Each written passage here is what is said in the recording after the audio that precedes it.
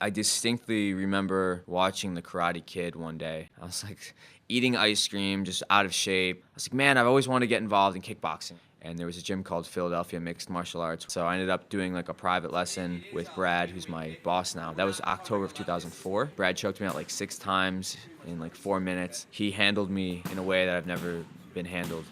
It was bizarre to me, but it was like really exciting because it made me realize there's so much I could learn. So I started doing a lot of grappling and Muay Thai kickboxing. 5 after 3, 1, 2, 3. I turned pro in April of 2009. Actually, Philadelphia Mixed Martial Arts became Daddis Fight Camps. And then I teach classes, I get to spend time on the mats. I enjoy training other people. I don't enjoy training people when I'm training. Because I get like, well, what about my needs? Like 4 weeks out from the fight, I get really selfish about what I do for other people.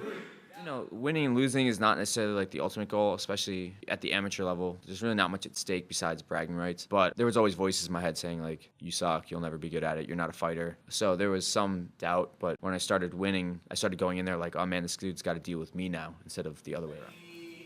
If I don't personally give 100% to a fight, I have like panic attacks. The sensations of being like really scared and stressed out are there, and I have nightmares about eating junk food. The only thing that I get my confidence from is that I've committed 100% of my life. Just in the last couple of days when you're cutting water, I'll probably sweat out 7 to 8 pounds in a sauna suit. I look like Tyrone Biggums in my little beanie, and my lips are white because I'm so dehydrated. And I'm just not carefree. I feel like the weight of the world on my shoulders, so I'm just really withdrawn.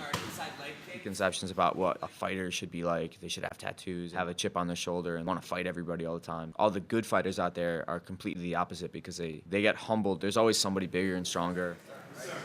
When I compete, there's a switch that I flip. It's like I'm on these tracks and I'm going towards this really dark tunnel and I have to get through it, and I can either walk through it or I can run through it. I'm like, I'm just gonna run through this fucking tunnel and just beat this dude up and get out of it. There's gonna be people screaming, and then I'm gonna get to the cage and I'm gonna take off my clothes and it's gonna be really cold. And then you get into the cage and you feel like you're naked in the zoo. Everybody's watching and it's like really bizarre. And you always look at your gloves and you're like, whoa, I just totally got myself into this situation. I'm like, why am I here? And then the bell rings and it's just like, all right. And now please welcome out of the red corner, Jackson Galka. The game plan for the fight was keep him at range. At the end of the second round, when I submitted him, he shot in, and I just locked up a choke. Just made a mistake, and I was able to see it and capitalize. Ladies and gentlemen, this fight is stopped at 3 minutes and 54 seconds of the second round via tap due to the guillotine. It's more like a sense of relief. Yes, it's over.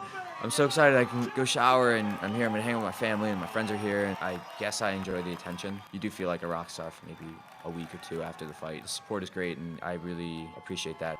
More than anything, it's fun.